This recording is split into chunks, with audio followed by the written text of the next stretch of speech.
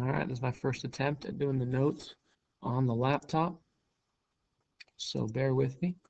So here we're talking about 2.3, providing statements about segments and angles. Let's go ahead and move on. A theorem is a true statement that follows as a result of other true statements. All theorems must be proved. Postulates we talked about are just rules. They're just inherent. We just know them to be true. We don't need to prove them. Theorems have to be proved. We use these mainly with two-column proof. They've got numbered statements along the left side, and then the reasons that show logical order for an argument. We'll show examples of what those look like, and then we have paragraph proof, which is basically just you writing out in your own words a full and complete sentence or paragraph about the proof. About climate change is a video. We're not going to watch that today. Reflexive property of equality. We talk about this as being the lengths are equal to themselves. Any segment length is equal to its own length. For angles, any angle is equal to its own angle. They're equal to themselves. I am equal to myself is kind of what the reflexive property talks about. We change this to the reflexive property of congruence when we talk about the shape. Notice the bar above the AB. That means that the shape or the segment AB is congruent to the segment AB. It's congruent to itself. And with angles, angle A is congruent to itself. Segments, this is what we talk about. Either the length, we use equality, or a shape, so we use congruence. And then with angles. Transitive property. This means that if AB is equal to CD and CD is equal to EF, then AB is equal to EF. If two things are equal to the same item, then they're equal to each other as well. I like how you can cut out the middleman. If they're both equal to CD, then they're equal to themselves as well. Same with angles. A equals B, B equals C, well then A equals C. We talk about this as about equality because they're measurements. We talk about congruence when we talk about the shapes, like here and here. The shape AB is equal to CD, then the shape CD is congruent to EF, then the shape AB is congruent to EF. And the same works with angles as far as congruence goes. We talk about equality for numbers of length, and we talk about congruence for the actual shapes. So here we talk about angles, and now we talk about conditional statements. We talked about these a couple days ago, but if it's a triangle, then it has three sides. That's your conditional statement. We put this into a hypothesis as being the given, and the conclusion is the proof. So we put the given always goes in the top left, and the proof always goes in the bottom left. And the first reason we give is always given. It's a triangle. That's given to us. It has three sides. What reason could we have for it having three sides? We're going to talk about the definition of a triangle. That's what a triangle is. It has three sides. We would use the definition of a triangle. That's a very small, very basic two-column proof. Notice how it's in two columns. Statements on the left, reasons on the right. Here we talk about an if-then statement. If you follow my mouse, right here is the if, and right over here is the then. Okay? So if the square root of m equals 8, then m equals 64. Remember, our given is our first reason. Our first statement is always given. Okay? And our next one is proof. And we say m equals 64, and the reason for that is the squaring property of equality. We square both sides, which makes the resulting value equal to itself. So square root of m squared equals 8 squared. So m equals 64. And we're done.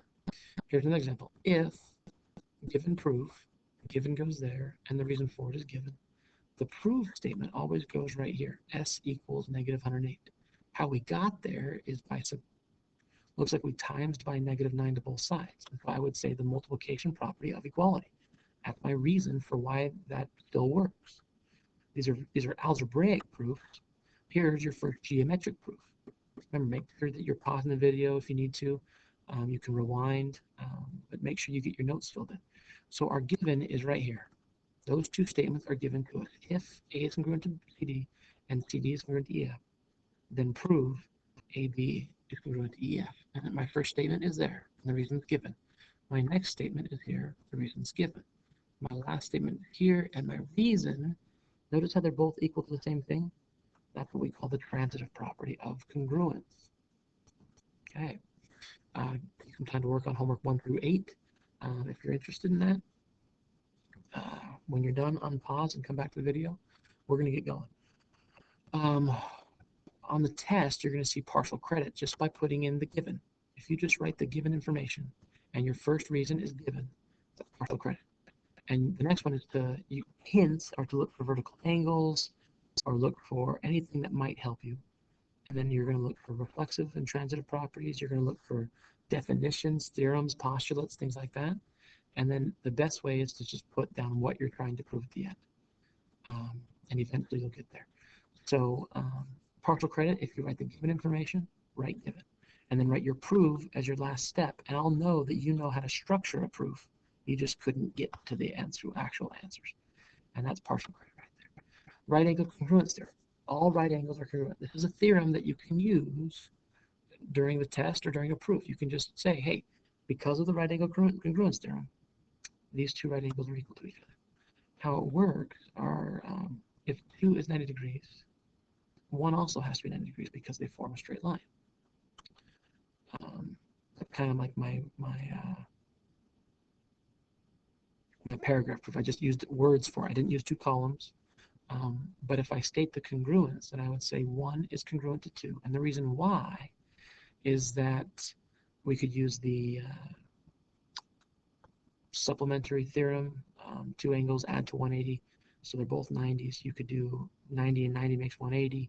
There's lots of different reasons, but the congruence that we're looking for is just looking at the angles and saying 1 is congruent to 2. And that's help with 14 through 20. So take some time to work on 14 through 20 if you think that'll help you. Linear pair postulate is what I was talking about before. If 2 angles form a linear pair, then they are supplementary. So I say measure of angle 1 plus measure of angle 2 is 180 degrees because they form a linear pair. So notice the statement is measure of angle 1 plus measure of angle 2 equals 180. The reason for that is the linear pair postulate. All right, so congruent supplement theorem. If 2 angles are supplementary to the same angle or congruent angles, then they are congruent. This is kind of like the transitive property. Notice how measure of angle 1 plus measure of angle 2 equals 180 and measure of angle 2 plus measure of angle 3 equals 180. We can set those equal to each other and subtract the measure of angle 2 across, and we just get measure of angle 1 is congruent to measure of angle 2. That's not wrong, because I was talking about length. It should have said equal. But we know that if their measures are equal, then their shapes are also congruent. So regardless, it works. But you could either put transitive property here and do another step of subtraction property of equality, or you can just use this theorem to bypass all of that and say, well, if they're congruent, if they're both supplementary to the same thing, then they're equal to each other. What angles are congruent and why? If A and B are supplementary and C and D are supplementary, then A and C have to be congruent. So I would say angle A is congruent to angle C. And again, my answer would be the congruent supplement theorem. Okay, now congruent complement theorem is the same idea, but only instead of being supplementary, they're complementary. So they add to be 90 degrees. Notice 4 plus 5 equals 90, angle 5 plus angle 6 equals 90.